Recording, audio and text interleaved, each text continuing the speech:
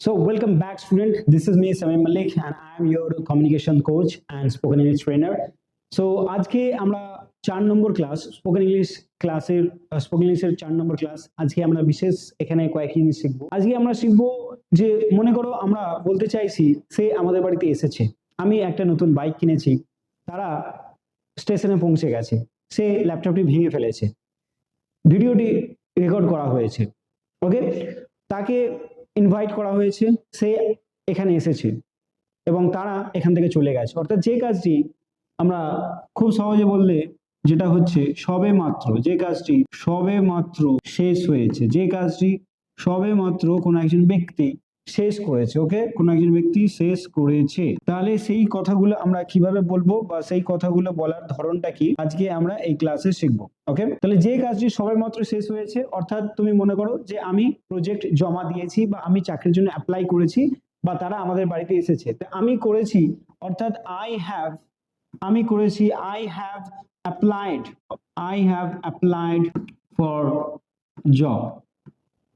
ওকে, আমি একটা বাইক কিনেছি, তাহলে কি হচ্ছে I have bought, BUGHT, bought a bike, I have bought a bike. আচ্ছা, আমি 2 ঘন্টা ঘুমিয়েছি, আমি বলতে চাইছি যে কিছুক্ষণ আগে আমি ঘুমিয়েছি এবং সেটা কতক্ষণ ঘুমিয়েছি, 2 ঘন্টা ঘুমিয়েছি, তাহলে কি হবে I have slept, SLEPT, slept for 2 hours, 2 hours. অর্থাৎ যে কাজটা সবে মাত্র কেউ একজন করেছে তাকে আমরা এইভাবে কথা বলবো, আমি করেছি মানে আই হ্যাভ ডান, সে করেছে মানে হি হ্যাজ ডান, তারা করেছে মানে দে হ্যাভ ডান, আমরা করেছি মানে উই হ্যাভ ডান। অর্থাৎ এখানে সবসময় হ্যাভ এবং হ্যাজ এটা কমন, এটা থাকছেই থাকছে।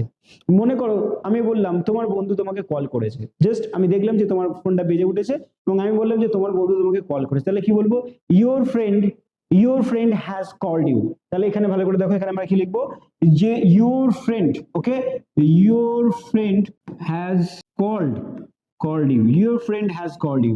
তোমার মা তোমার জন্য রান্না করেছে, তাহলে কি হবে your mother has cooked for you. তাহলে তোমার মা তোমার জন্য রান্না করেছে। তোমার বাবা একটা তোমার জন্য বড় মাছ কিনেছে, your father has bought a big fish for you. আচ্ছা, আমরা 2টো ক্লাস কমপ্লিট করেছি, উই হ্যাভ কমপ্লিটেড 2 ক্লাস, তাহলে আমরা কিভাবে লিখবো, আমরা কি বলবো we have completed 2 classes, we have completed 2 classes. অর্থাৎ যেখানে সবেমাত্র যে কাজটা হয়েছে আমরা এখানে অতি অবশ্যই হ্যাভ এবং হ্যাজ এই দুটো ইউজ করে আমরা কথা বলবো, তার সঙ্গে আমাদের দেখো V3 লাগবে। এই সমস্ত কথাগুলো, এই সমস্ত ভার্বগুলো এখানে কি হিসেবে আছে, V3। আমরা যখন পাস্ট প্যাটার্ন নিয়ে আলোচনা করছিলাম হয়তো তোমাদের মনে আছে যে আমরা বলেছিলাম যে V2 দিয়ে আমরা সবসময় পাস্টকে বোঝাবো, যে আমি করেছিলাম মানে কি আই ডিড, আমি এসেছিলাম আই কেম, আমি জমা দিয়েছিলাম আই সাবমিটেড, আমি নিয়েছিলাম আই টুক, কিন্তু এখানে আমরা নিয়েছি আই হ্যাভ টেকেন, V3 বলতে হবে। আমি দিয়েছি আই হ্যাভ গিভেন, আমি রেখেছি আই হ্যাভ কেপ্ট। তাহলে এইভাবে আমাদেরকে এই প্যাটার্নে কথা বলতে হবে এবং এই প্যাটার্নটার নামটা কি, এই প্যাটার্ন আমরা কি নাম দিয়েছি বা এইভাবে কথা বলার যে পদ্ধতি, যে ধরন, যে প্যাটার্ন ফলো করছে তার নামটা হচ্ছে, তোমরা একটু ভালো করে দেখো এখানে আমি উপরে লিখছি, এটার নাম দেওয়া হচ্ছে জাস্ট হ্যাপেন্ড।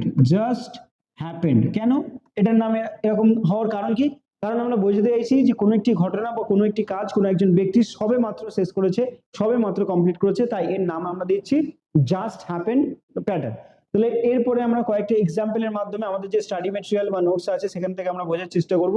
তোমরা একটু ভালো করে দেখো এখানে যে ধরনের এগুলো দেয়া আছে, দেখো এখানে কি বলছে, আমি খেয়েছি মানে কি হবে আই হ্যাভ ইটেন, সে চলে গেছে, তাহলে হি হ্যাজ, দেখো এখানে লেখা আছে হি হ্যাজ গন, তারা এসেছে, দে হ্যাভ অ্যারাইভড, আমি কাজটা শেষ করেছি, I have finished the work, সে আমাকে ফোন করেছে, হি হ্যাজ কল্ড মি, আমরা সিনেমা দেখেছি, তাহলে কি হচ্ছে we have watched a movie.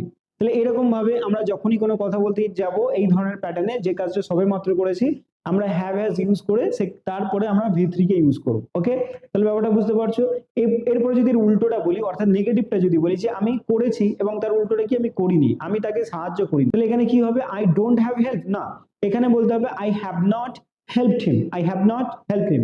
তো আমরা একটু লিখে এটা একটু বোঝার চেষ্টা করি যে এই ধরনের কথাগুলো আমরা কিভাবে বলবো। মনে করো তুমি বলতে চাইছো যে আমার বন্ধু আমাকে ডাকেনি, তাহলে কি হচ্ছে তুমি কি বলতে হবে মাই ফ্রেন্ড, আমার বন্ধু আমাকে ডাকেনি, my friend has not, okay, my friend has not called me, আমার বন্ধু আমাকে ডাকেনি মানে কি my friend has not called me.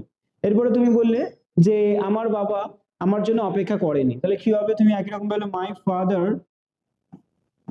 Father has not waited. দেখো ওয়েটেড লিখছি, waited for me, my father has not waited for me. এরপর তুমি বললে যে আমি তাকে ইনভাইট করিনি, তাহলে কি হচ্ছে? দেখো I have not invited him।